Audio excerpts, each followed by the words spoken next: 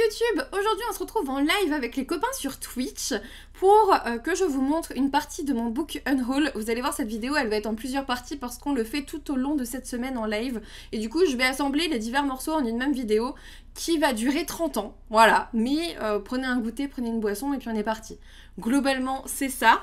J'ai enlevé de ma palle, là c'est beaucoup de romance au début et il y avait quelques... Non, il y a que de la romance je crois d'ailleurs, ouais. Il y a que de la romance et un peu de thriller. C'était vraiment ma Billy. Romance, thriller, il me faut rire à vous dire bonjour à chaque fois. J'ai enlevé ça. L'amour à pleines dents de Cali Keys chez Diva Romance, qui n'existe même plus, si. Aucune idée. On vous dit à 24 ans, Mélissa Müller, compositrice, interprète, quitte la Suisse et donc la fondue au fromage et le chocolat, direction le Québec et donc la poutine et le smoked meat. Mais ce qu'elle n'avait pas prévu, mais pas du tout, c'était que son chéri la plaquerait en pleine balade romantique sur le Mont-Royal. Seulement, Mélissa ne peut pas retourner en Suisse, pas tout de suite du moins, car ce qu'elle n'a dit à personne, c'est qu'elle s'est inscrite au concours Best Singer et qu'elle compte bien le gagner. Diane a perdu Charles, son mari, il y a quelques années. Pour ne pas sombrer dans la dépression, elle s'investit dans son magasin de cupcakes, Sweet Cuppins, et engage Mélissa sur le champ. Ensemble, elles vont apprendre à reprendre goût à la vie, gna gna gna gna gna. Vous voyez un petit peu pourquoi je veux plus le lire. Parce que j'ai l'impression d'en avoir lu 15 comme ça, et du coup ça ne m'intéresse plus. J'avoue. Ensuite, alors là, c'est les trois, vraiment. J'ai mis y aura-t-il trop de neige à Noël? Noël Actually, Noël et préjugés. Pourquoi? Parce que ce sont les recueils de nouvelles de la team Romcom et je déteste les recueils de nouvelles. J'en avais lu un et finalement non. Donc j'ai viré, voilà, je ne veux pas les lire. Je veux pas lire de nouvelles, en fait, j'aime pas les nouvelles, c'est tout. J'avais même pris celui dirigé par Mathias Malzieu, que j'adore. J'ai jamais réussi à le lire ce Noël dernier, donc bonjour. Voilà. Quand on dit gna gna gna, c'est mauvais signe, mais grave. Ensuite, j'ai viré évidemment celui-là, Avant toi, de Jojo Moyes, parce que j'ai vu le film, et j'ai trouvé la fin affreuse, j'ai détesté. Donc, je veux pas lire le roman, voilà. Je veux pas... Et puis... Je sais pas, ce discours du je suis handicapée donc ma vie est finie, ça m'a pas trop plu. Donc ouais, j'ai pas envie de lire le livre. J'avais oublié que je l'avais dans ma palle, donc le fait de trier ma palle aujourd'hui, enfin un bout de ma palle, ça m'a permis de voir que je l'ai. Voilà, que je l'avais. J'ai vu le film et ça me suffit bien assez quoi. Ça me suffit. Ensuite, ça je savais même pas ce que c'était. L'Évangile selon Satan de Patrick Graham, je sais pas pourquoi je l'ai, j'en ai aucune idée. On vous dit, profileuse au FBI, Mary Parks a vu beaucoup de tueurs en série, mais rarement d'aussi cruels que Caleb le voyageur. Comme s'il avait été envoyé en mission par Satan lui-même, ou du moins par ses adorateurs. Une organisation qui semble prête à tout pour retrouver un livre perdu depuis des siècles. En fait, le début, tueur en série, ça me va bien, profileuse au FBI, ça me va bien, mais livre perdu depuis des siècles, je pense Da Vinci Code et tout, et ça me... Un livre maudit dont le contenu pourrait renverser l'église catholique et inaugurer un âge de ténèbres. Et du coup, genre, tu vois, aidée d'un exorciste et armée de ses propres dons de médium, Marie est la seule à pouvoir contrecarrer les serviteurs du très bas. J'avais vu de bons avis, hein, je dis pas, et c'est Patrick Graham et tout, je pense que j'ai dû l'acheter suite à un live de Séverine, hein, j'imagine, mais là, tout de suite, je me dis, mais pourquoi est-ce que j'ai acheté ça? J'aime pas. De un, j'aime pas quand ça touche à la religion, parce que quand il y a de la religion dans un bouquin, en général, ça me saoule.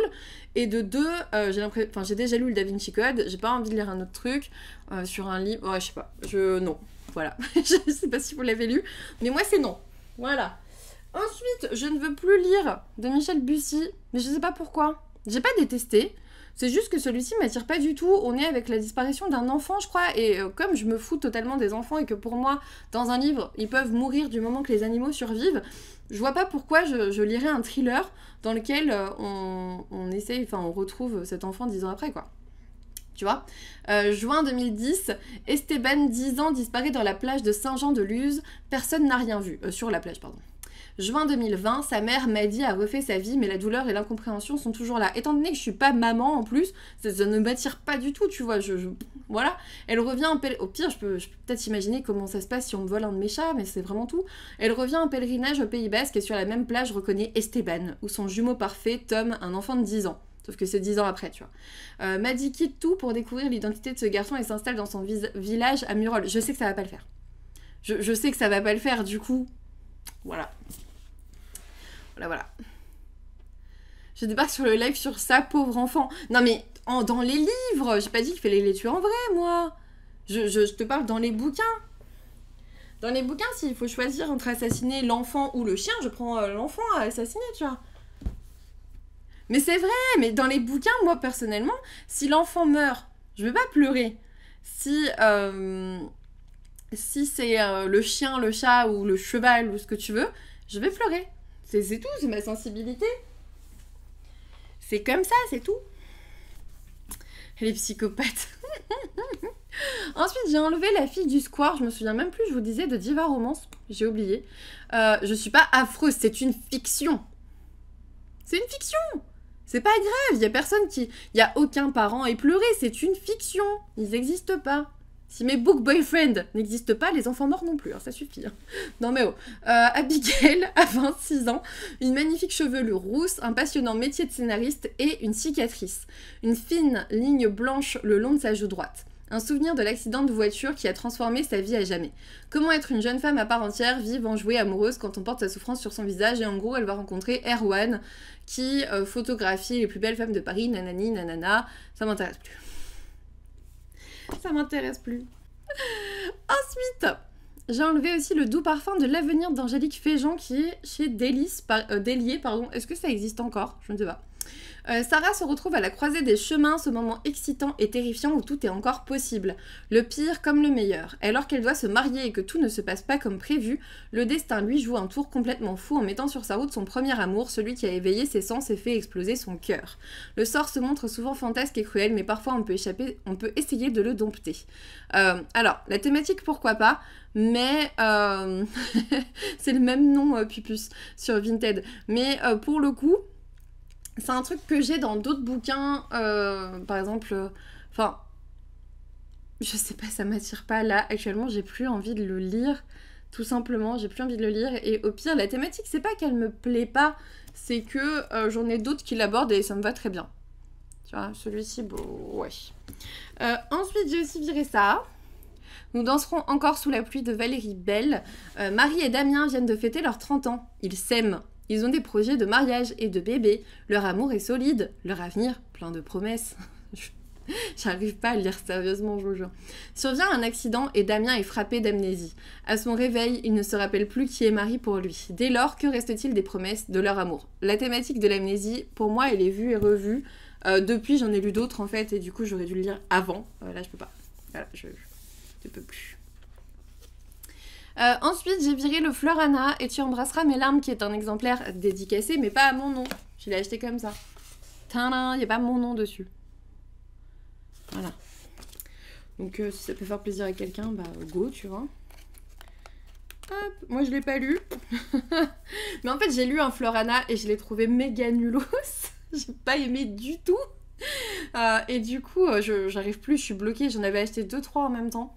Et du coup, j'ai pas réussi à poursuivre. En fait, j'en ai lu un et j'ai pas compris la hype. C'est pas que je l'ai trouvé nulos, c'est que... Bon, si, un petit peu. Un petit peu. Genre, vraiment, j'ai pas compris la hype, j'ai pas aimé du tout. Et du coup, j'ai regardé les autres Fleur Anna que j'avais et j'étais là... Bon, et en fait, je les ai jamais lus. Donc, à partir du moment où c'est sorti, je sais pas, en 2018 et que je l'ai pas lu, aucun intérêt. On vous dit, il va lui apprendre à pleurer, elle va lui apprendre à aimer. Pourquoi j'ai acheté ça à l'époque? Je ne sais pas. Je ne sais pas. Depuis le drame qui a bouleversé sa vie quelques semaines plus tôt, Angie est perdue. Elle en est convaincue, son cœur est détraqué. Elle réagit au quart de tour pour des broutilles, mais incapable de verser les larmes qui la rongent de l'intérieur. Depuis qu'il a compris qu'aimer quelqu'un, c'est prendre le risque de souffrir, Valentin a décidé de verrouiller ses sentiments. Les potes, il les garde à distance. Les filles, il les consomme à la chaîne, sans jamais s'attacher... Non mais franchement, non, même le résumé, ça m'énerve. Tous les livres que tu présentes donnent pas trop envie, c'est pour ça qu'ils s'en font. Tu vois, qu'est-ce que je vais faire à garder ça dans ma palle? Tu comprends maintenant? Fleur, j'avais acheté un livre dédicacé sur sa boutique, j'ai reçu un livre avec un nom qui n'était pas le mien. Ah merde. Ça, c'est en effet dommage. Ensuite, il reste 2 livres. J'ai fait un petit peu de tri, voilà. Justine ou Juliette. On est avec Juliette qui est DRH le jour et autrice érotique à succès la nuit. Ça, je trouvais ça marrant. Jusqu'au moment où l'entreprise qui l'emploie est revendue à un groupe américain qui entend bien imposer une morale puritaine tout droit venue d'outre-Atlantique à l'ensemble des salariés. Plus question de boire un verre de trop au pot de départ et encore moins d'avoir dans ses tiroirs des écrits inavouables. Alors, quand Juliette est surprise en pleine séance de dédicace par le très troublant bras droit du nouveau patron, elle ment et s'invente une sœur jumelle, auteur érotique répondant au prénom de Justine. Je trouvais ça drôle en vrai. Je trouvais ça marrant. Mais c'est soliste qui nous dit, pour la vidéo YouTube, tu nous montres vraiment le pompon sur la Garonne des romans cucu. Mais non, mais je fais du tri. Je fais du tri. Salut la Bibi de Val, comment tu vas? Et le dernier, Quand le vent caresse mes cheveux, de Sophie Auger chez Délier. On vous dit, Charlie a tout pour être heureuse, un appartement en plein cœur des beaux quartiers de Paris, un job bien payé, des copains avec qui faire la fête, pour rien au monde elle ne voudrait changer de vie. Mais quand elle reçoit la lettre d'un notaire, tout bascule. Elle est la seule héritière de la propriété de sa tante. Alors que Charlie pensait avoir tiré un trait sur son passé, elle est contrainte de retourner sur les lieux de son enfance. Bouleversée par des souvenirs qu'elle avait soigneusement enfouis, la jeune femme ne compte pas rester longtemps. Et pourtant, le calme et la beauté de l'endroit... En fait, il y a des romans Charleston que j'ai lus dans cette thématique-là qui m'ont bien plu et j'ai pas envie d'en rajouter en fait. C'est con hein, mais c'est comme ça maintenant. Voilà. Aujourd'hui, j'ai trié ma Billy, je sais pas si vous voyez laquelle, celle du contemporain, où il y a tous mes Charleston, où il y a les Hurlevent, où il y a Faubourg-Marigny, il y a Albin Michel, il y a tous les contemporains en fait, vraiment tout. Grimaldi, Agnès Martin-Lugan, tout ça. Vraiment cette Billy-là. J'ai décidé d'enlever deux Charleston je crois. Elle et son chat de Makoto Shinkai et Naruki Nagakawa. Pourquoi? Je l'ai lu.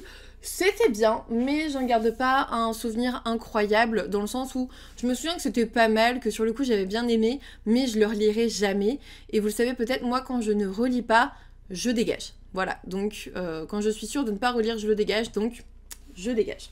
Voilà. Ensuite, j'ai retrouvé du Belfond comme ça.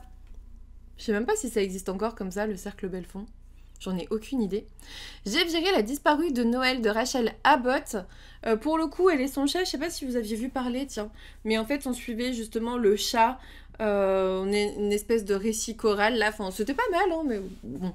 Voilà, La disparue de Noël, on vous dit, une route de campagne verglacée, une voiture qui perd le contrôle, la conductrice est tuée sur le coup, Natacha, sa fille de 6 ans assise à l'arrière, se volatilise sans explication. Quelques années plus tard, David fait de son mieux pour se reconstruire après le drame qui a emporté sa femme et sa fille. Ils forment désormais un couple heureux avec la douce Emma et le petit Oli, adorable bambin de 18 mois qui comble leur foyer. Mais un jour, une inconnue débarque dans leur cuisine, Natacha. Où était-elle toutes ces années? Comment a-t-elle retrouvé le chemin de la maison? Blablabla. Voilà, bref, ça m'intéresse plus du tout. Ensuite, Deux femmes dans la tourmente, coucou Valou, coucou Selma Lizzy. Deux femmes dans la tourmente de Teresa Messineo, donc chez Belfond encore. Là, c'est simple, je vais vous dire deux choses. Brasier de la Seconde Guerre mondiale, deux amies infirmières. On peut plus. Arrêtez avec la Seconde Guerre mondiale, arrêtez avec la Première Guerre mondiale, arrêtez avec les guerres mondiales, on n'en peut plus. Il y a déjà assez de guerres comme ça actuellement. Je n'en peux plus, je dégage. Voilà. Vraiment, puis infirmière en plus, c'est typiquement le truc que je veux plus lire. Donc voilà. Voilà. Suivant. Ensuite, L'étrange pouvoir des calamités d'Hélène Lebris. Pourquoi est-ce que je veux le dégager? Parce que ça parle d'une maladie. Une étrange maladie au nom imprononçable, appelée peste, par commodité, s'abat sur le pays. Vous voyez pas là tous les petits virus, là c'est bon, le Covid on en a bouffé, c'est bon. Mortifère et hautement contagieuse, elle intervient par vagues successives. Bouleverse l'économie et les rapports sociaux. Renverse la démocratie, elle finit par se replier sur Paris, placée en confinement. Franchement, il y a des mots qu'on peut plus lire, je crois. Tu vois, il y a vraiment des... Je pense qu'il y a des livres qui sont pas sortis au bon moment. Vraiment. C'est... Mais je crois qu'il est sorti pile dedans, en plus, avril 2021, juste après, tu vois. Franchement. Non, là, elle est pas devant, c'est sorti après. Hein. Ensuite, il faut savoir perdre de vue le rivage de Sophie Machaut chez Erol. On vous dit, la vie de Rose Baron part en miettes, son mari l'a quittée, son frère Raphaël est mort prématurément et son médecin la pense en burn-out. Lors de la soirée d'anniversaire organisée pour ses 40 ans, elle fait momentanément disparaître tous ses soucis en buvant plus que de raison. Le lendemain, Rose reçoit un message anonyme, un mystérieux M lui adresse un ultimatum. Rose Baron, tes commandements tu appliqueras. À partir de cet énigmatique rappel à l'ordre, Rose, assistée de sa joyeuse et fidèle bande d'amis, va mener l'enquête. Qu'a-t-elle fait pendant cette soirée d'anniversaire? C'est un truc que j'ai déjà lu. Je l'ai pas lu celui-ci, mais c'est vraiment une histoire que j'ai déjà lue dans un autre roman, et du coup ça m'intéresse plus du tout. Vraiment le coup du j'étais trop alcoolisée et du coup il se passe un truc qui va révolutionner ma vie, c'est un trope que je ne veux plus lire, tout simplement. Ensuite vous allez voir que dans le contemporain j'ai viré plein de psy. J'ai viré Plus on est deux fous de Zoé Brisby chez Michel Lafon. On vous dit bienvenue à la clinique psychiatrique Beau Soleil, demeure de charme abritant des pensionnaires hors du commun. Ce petit monde vit en harmonie sous le regard bienveillant de Marguerite, l'infirmière en chef, et du mystérieux docteur Petitpas. Soudain, tout change quand Luc, nouveau patient, fait une entrée fracassante. Cette arrivée et l'apparition d'un nouveau directeur sans scrupules bouleversent un quotidien bien réglé. Les patients vont devoir prendre les choses en main, c'est le début d'une aventure de folie. Vous voyez mon visage là ? Il respire pas l'envie de le lire. Vraiment, non. Non, mais déjà, franchement, quand je l'avais, je dis... Oh. Voilà. Il y a aussi pas mal de livres que j'avais pas demandé, d'ailleurs, dans ce truc. Ensuite, j'enlève aussi... Hop. Attends. Les Audacieuses d'Ahava, Sora Ruff, chez City. On vous dit, les copains, les fêtes étudiantes et les travaux que l'on termine au petit matin à l'université Bérénice, Tennessee et Zola étaient inséparables. C'était le temps de l'insouciance, des espoirs et d'un avenir plein de promesses. Pour les audacieuses, tout paraissait possible. Une décennie plus tard, la réalité de la vie est passée par là. Ont-elles trouvé le bonheur qu'elles espéraient tant? Tennessee vit avec un homme violent qu'elle ne parvient pas à quitter. Bérénice et Zola, quant à elles, ne se sont jamais revues. 10 ans plus tôt, à l'université, un événement les a séparées, un drame dont elles n'ont jamais reparlé et qui les a éloignées. Ça, c'est le genre de livre qui se lisait très bien il y a 10 ans et qui, actuellement, ne fait plus mouche avec moi. Ouais. Non. Ça m'intéresse plus, mais du tout, quoi. Du tout.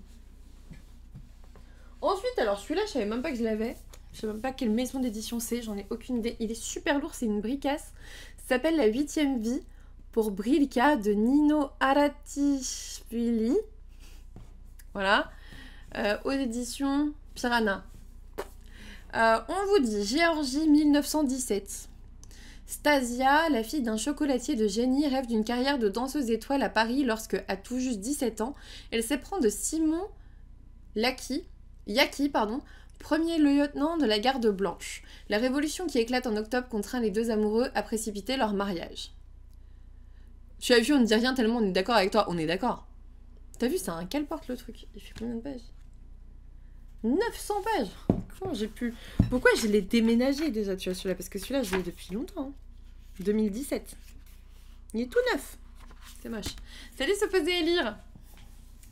2006, en Allemagne, Nisa, l'arrière-petite-fille de Stasia, s'est installée à Berlin depuis plusieurs années pour fuir le poids d'un passé familial trop douloureux.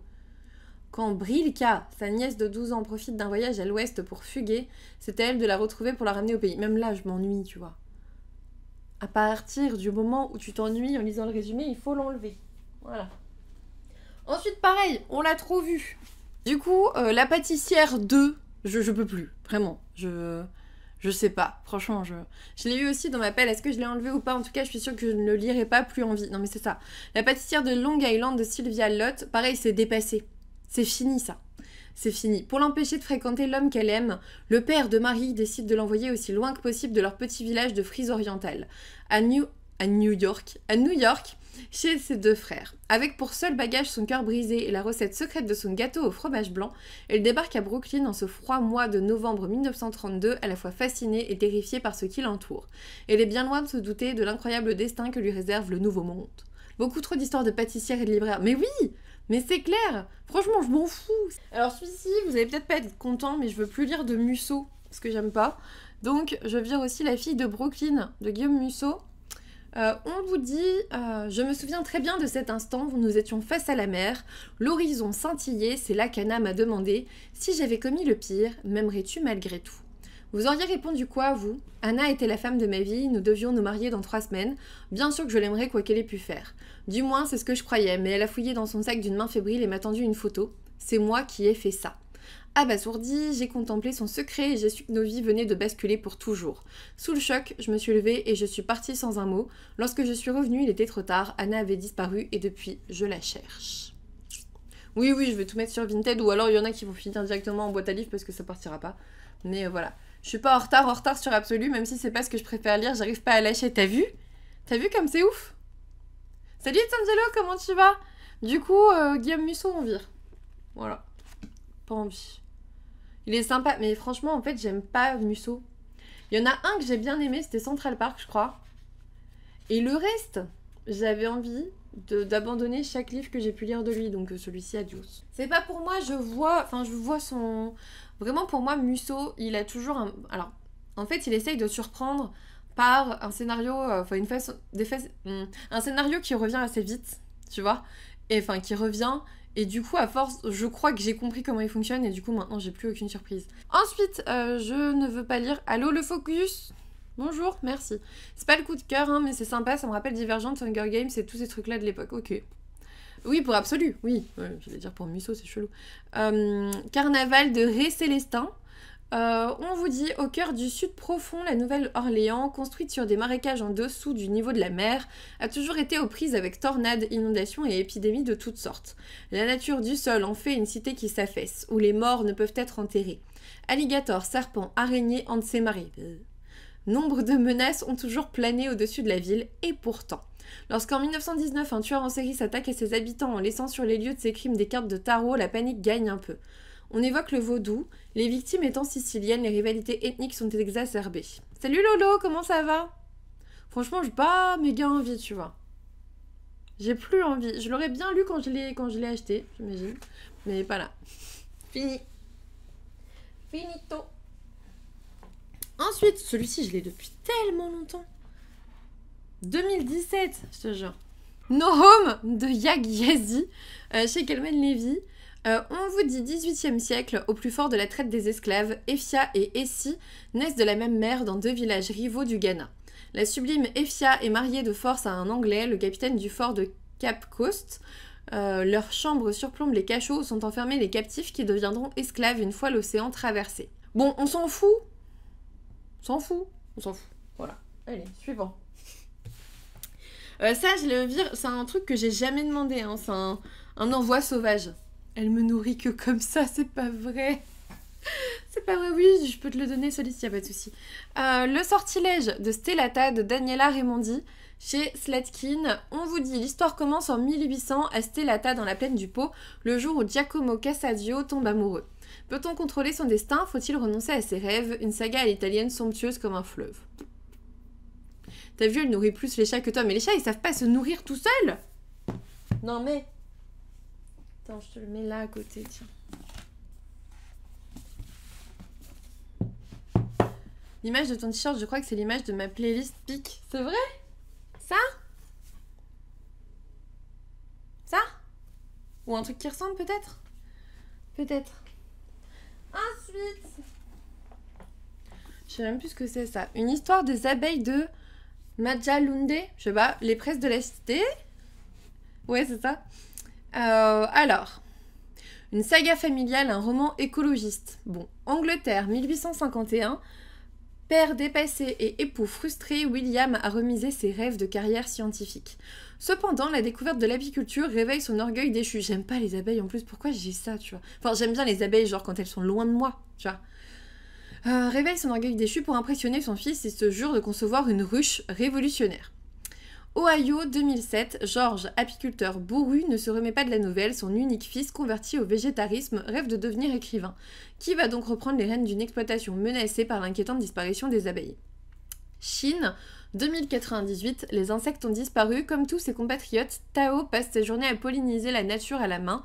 Pour son petit garçon, elle rêve d'un avenir meilleur, mais lorsque ce dernier est victime d'un accident, Tao doit se plonger dans les origines du plus grand désastre de l'humanité. Sincèrement, j'en ai rien à faire. Vraiment. Je sais même pas pourquoi je l'ai dans ma palle. Qu'est-ce qu'il fout là? J'ai eu 2 cases, c'est sûr. Hein. J'espère que je l'ai pas acheté neuf. J'en sais rien. J'en sais rien. Ensuite, on continue. Bah j'en sais rien, soliste. Des fois, il y en a qui arrivent chez moi, j'en sais rien. J'ai pris celui de ma femme vu qu'elle a... Ah, ça marche, merci Isaac. Enfin, Valou, du coup. La Terre est ronde comme un losange, d'Emmanuel Urien. Andrea est la psychologue... Je vous ai dit que j'avais viré pas mal de psy. Andrea est la psychologue attitrée des cosmonautes de la station spatiale internationale. Jeune femme perfectionniste et insatisfaite, elle est convaincue qu'elle peut tout maîtriser dans son quotidien, y compris sa fille, Stéphie, petite tornade de 5 ans, dont elle a la garde une semaine sur 2.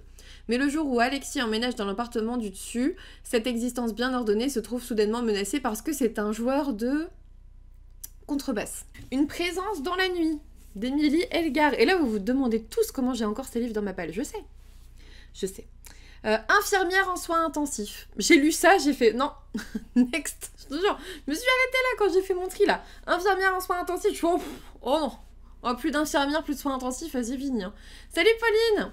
Ça marche, merci. Bon courage pour le télétravail. Elle s'est séparée travail et sentiments dans son métier, mais l'arrivée d'une nouvelle patiente fait bientôt chavirer cette ligne de conduite. Voilà. Rien à foutre. Ensuite, chère Mrs. Bird, Daisy Pierce, toujours chez Belfond. Devenir correspondante de guerre, partir sur le front, braver tous les dangers. Amy ne rêve que de ça. Salut Eowyn, comment tu vas?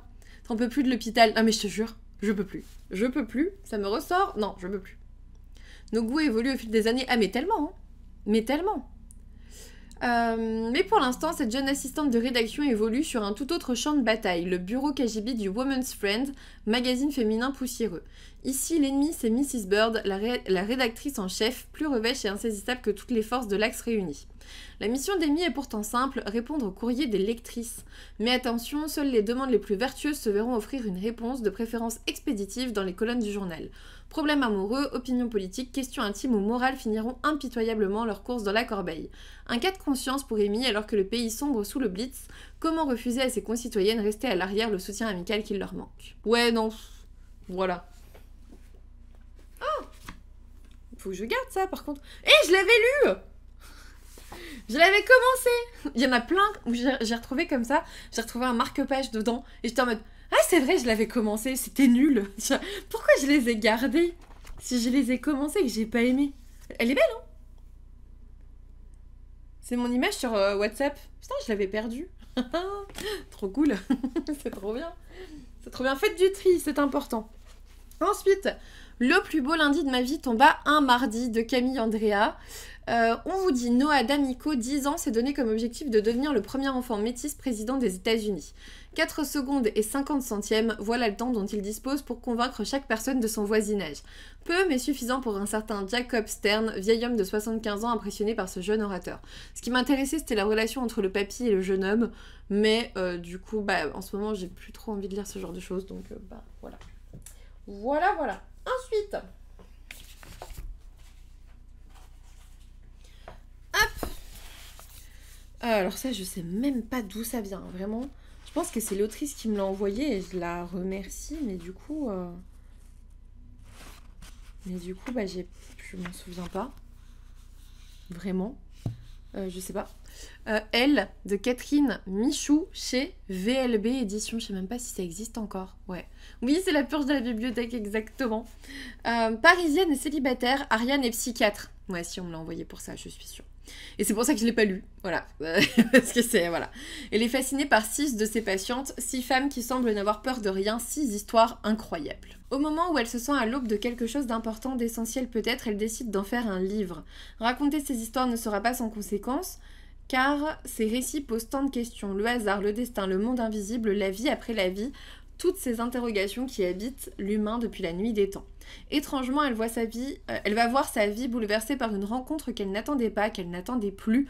La rencontre, celle que tout le monde espère, l'évidence. Pourtant, presque simultanément, elle est atteinte d'une amnésie globale transitoire et est incapable de se souvenir du prochain rendez-vous avec l'amour de sa vie.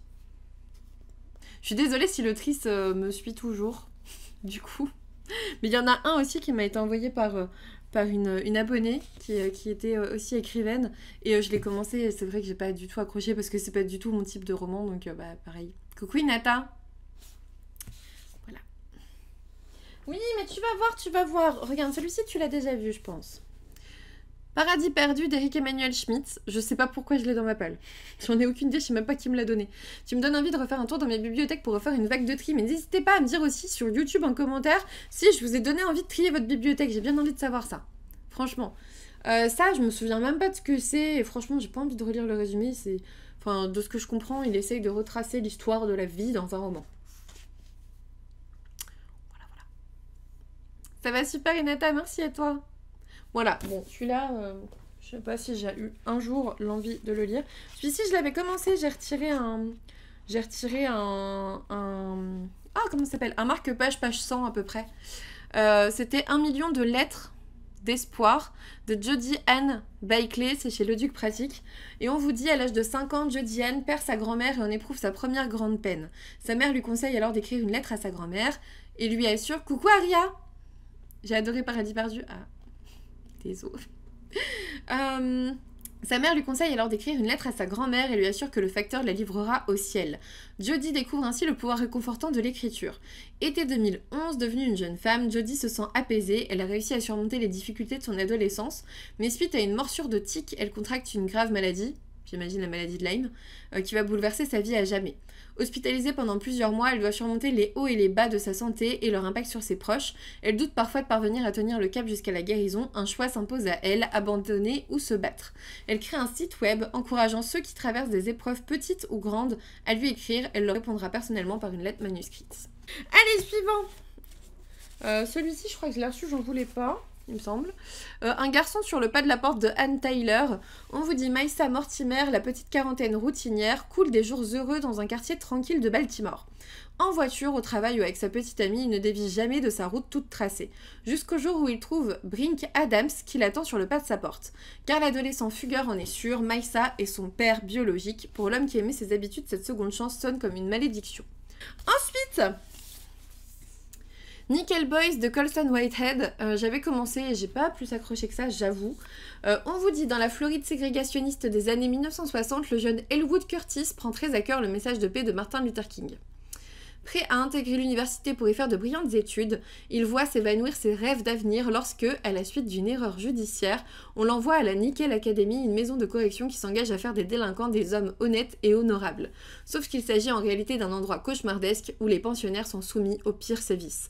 Elwood trouve toutefois un allié précieux en la personne de Turner avec qui il se lie d'amitié, mais l'idéalisme de l'un et le scepticisme de l'autre auront des conséquences déchirantes. Les demoiselles d'Angel Huon chez Albin Michel. On vous dit, j'avais 15 ans quand j'ai pris la route ce matin-là et une seule idée en tête, rejoindre le Pays Basque, devenir couseuse d'espadrilles et échapper à mon destin. Jusqu'à ce que je rencontre les demoiselles, des femmes fantasques et mystérieuses vivant au milieu des livres, des jarretières et des coupes de champagne. Qui étaient-elles? Quels secrets cachaient-elles? Libres et incandescentes, accompagnées d'un majordome plus grand qu'une cathédrale, d'un chauffeur louche et d'un perroquet grivois, les demoiselles n'auraient jamais dû croiser ma route, pourtant ces femmes ont changé ma vie. J'avais commencé un petit peu et je crois que j'ai pas accroché à la plume d'Adgaël Huon. Voilà. Ça arrive souvent, ils tentent, mais si tu refuses, ils prennent quand même, oui. Ils tentent bien, j'aime bien ces périodes racontées dans les livres. Ah ouais? Je pense pas avoir vu un livre que tu dégages que je connais, c'est vrai. Bah écoute, c'est tout. Ensuite, il y a aussi Les évasions particulières de Véronique Olmy, que j'avais commencé en audio. Et j'ai pas accroché du tout. Elles sont 3 sœurs, nées dans une famille catholique modeste à Aix-en-Provence. Sabine, l'aînée, rêve d'une vie d'artiste à Paris. Hélène, la cadette, grandit entre son oncle et sa tante, des bourgeois de Neuilly-sur-Seine. Et ses parents, des gens simples. Mariette, la benjamine, apprend les secrets et les silences d'un monde éblouissant et cruel. Cette phrase est beaucoup trop longue. En 1970, dans cette société française qui change, où les femmes s'émancipent tandis que les hommes perdent leurs repères, les 3 sœurs vont, chacune à sa façon, trouver comment vivre une vie à soi, une vie forte, loin de la morale, de l'éducation ou de la religion de l'enfance. Voilà. Ensuite, ça c'est une abonnée qui me l'a envoyé très gentiment. Je crois que j'ai lu la moitié, et puis après j'avais pas forcément envie de savoir la suite, donc j'avoue j'ai abandonné. Du coup, merci à Valérie de me l'avoir envoyé, hein, mais du coup je vais m'en séparer. C'est une silhouette au crépuscule.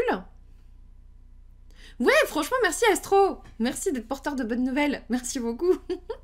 On vous dit l'été dans le Tarn. Elisa s'étonne de voir une femme à l'allure distinguée vivre dans la rue.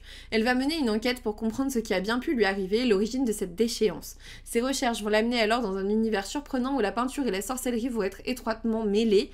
L'esprit cartésien d'Elisa va être totalement bouleversé. Oui, la Bibli de Val, oui. J'ai lu la moitié. Mais j'ai pas plus accroché que ça, donc je t'avoue, regarde, en plus ça se voit encore, j'avais mis mon marque-page ici. Ça se voit encore, vraiment. J'avais mis le marque-page ici, et je t'avoue que bah, j'avais pas forcément envie de lire la suite, donc j'ai fini comme ça. Comme je le fais en diagonale. Donc j'ai eu la fin. Mais c'était il y a longtemps, maintenant je saurais même plus vraiment te dire comment ça se passe. Mais du coup, je pense que je vais lui donner une deuxième vie, et je pense que je vais le mettre en boîte à livres près de chez moi, j'espère qu'il ira dans un beau foyer. Voilà. Voilà. Ensuite, je vais me débarrasser de... Je pense, en fait, je suis pas sûre. Je suis pas sûre parce que c'est quand même Michael et que je l'ai pas lu. Voilà, je ne l'ai pas lu. Bah oui, bah avec plaisir. Je mettrai un petit mot dedans, tiens. Les Vallées Closes de Michael Brun-Arnaud.